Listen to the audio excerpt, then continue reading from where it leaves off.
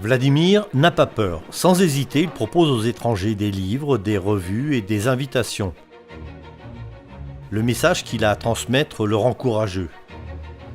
Vladimir est un pionnier de la mission globale et son job consiste à se mêler à la foule de la capitale de Moldavie, Chisinau, pour parler de Jésus. Il est en même temps colporteur et vend des livres religieux.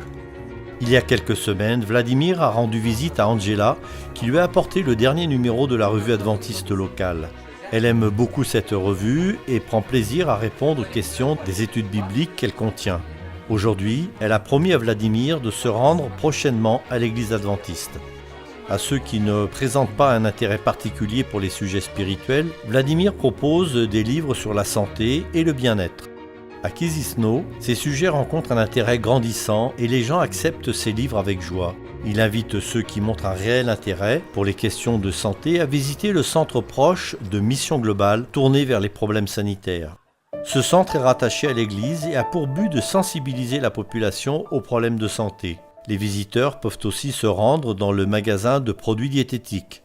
À l'entrée du bâtiment, un panneau indique clairement aux passants le programme des différentes activités qui s'y déroulent.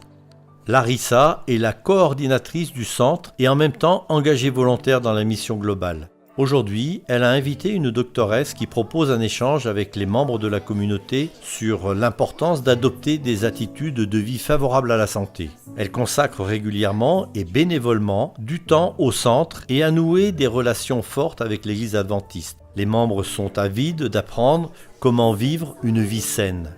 Zinaïda, une visiteuse assidue du centre. Elle avait de sérieux problèmes de santé quand elle l'a découvert. Larissa lui a proposé de faire régulièrement de la marche avec elle et elles sont devenues amies.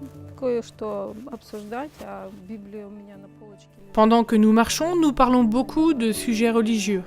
Au retour, Larissa étudie la Bible avec moi. J'ai une Bible à la maison depuis longtemps, mais je ne l'avais jamais ouverte car je me disais que je n'avais pas le temps. Maintenant, je trouve le temps de la lire tous les jours. Zinaïda a finalement décidé de donner son cœur à Jésus et a été baptisée dans l'église adventiste.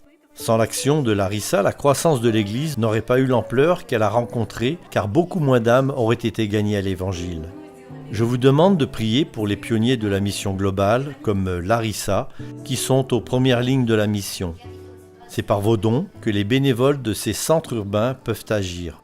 Merci pour votre générosité envers Mission Globale.